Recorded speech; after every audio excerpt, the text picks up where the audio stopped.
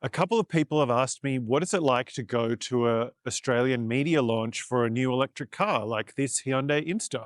Well, I'll give you a good rundown of the different kinds of media events that are held and how they're structured. Please contribute. It really helps my independent, honest journalism. Electric car launches usually have a pretty clear structure. We can't just borrow the car and then wander off the whole day filming, taking pictures, writing stories, and then come back. This is generally how it works.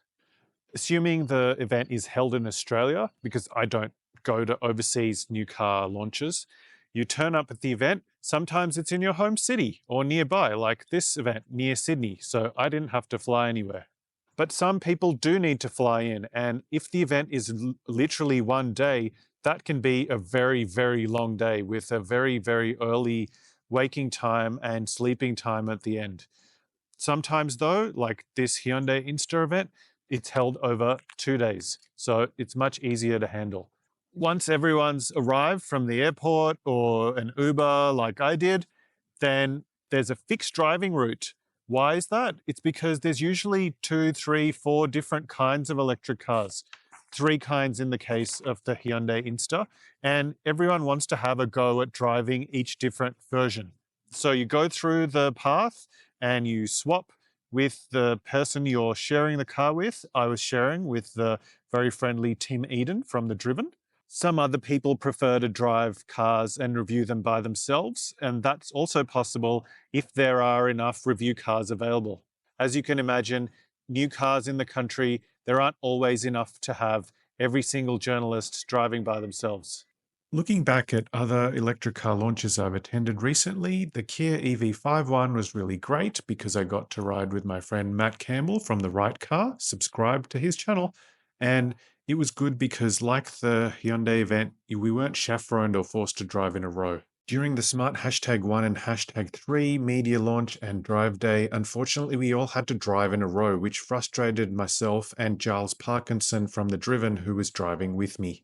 There's always a briefing about the new electric car to the media where we ask questions to executives from the company, and that's usually right at the beginning or around lunchtime. Usually we're not allowed to publish video of these briefings and Q&A sessions, just text, but sometimes we are, and it can result in interesting insights. Hi there. I think the avatars are really cute. Can you tell us a bit more about them? Do they have names? Can you customize them? And how do you see people using them on a daily basis? That's a good question.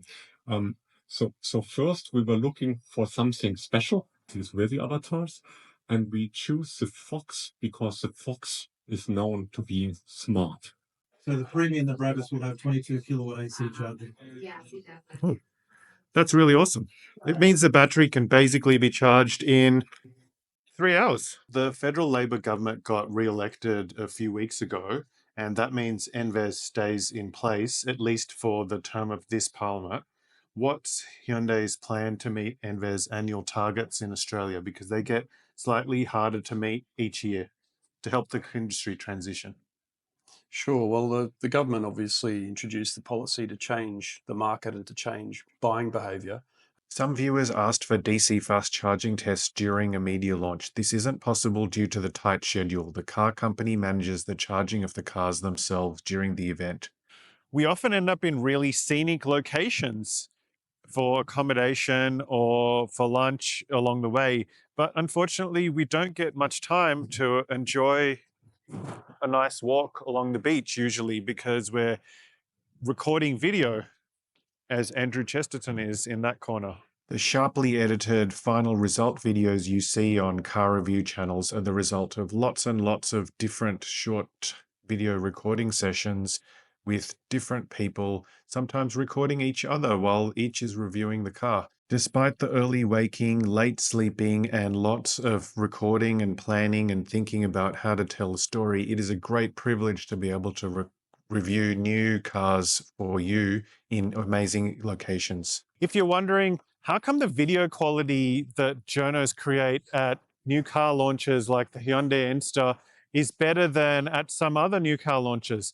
It's a really simple reason. If we're lucky, the car company, Hyundai, or whoever it is, has paid a really top video crew like this one to take videos for us. Those are the really nice quality videos. And then the pretty good videos, usually, because lots of us have practice, they're done with our mobile phones like I'm doing now. So I'm just shooting with my Google Pixel phone and a cheap USB-C mic. But these guys, their kit is worth tens of thousands, if not $100,000 plus.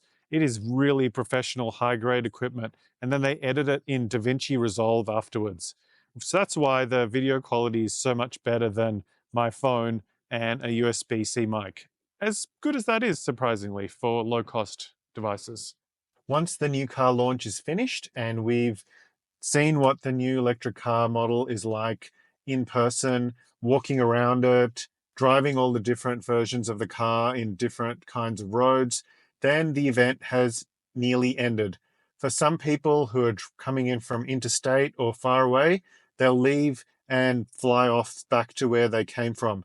And if you're lucky, like me, and the event is held in your own town or city, then you might be able to get the electric car and drive it straight home to do a in-depth review in an urban area by yourself, which is what I'm getting to do with this Hyundai Inster. Instead of driving it back to Hyundai headquarters at Macquarie Park, I'm driving it back to inner West Sydney, and I'll be testing it over the next few days in my local area, doing normal things that a Hyundai Inster owner would do, going to the local shops, going to supermarket shopping, doing work events, meeting people.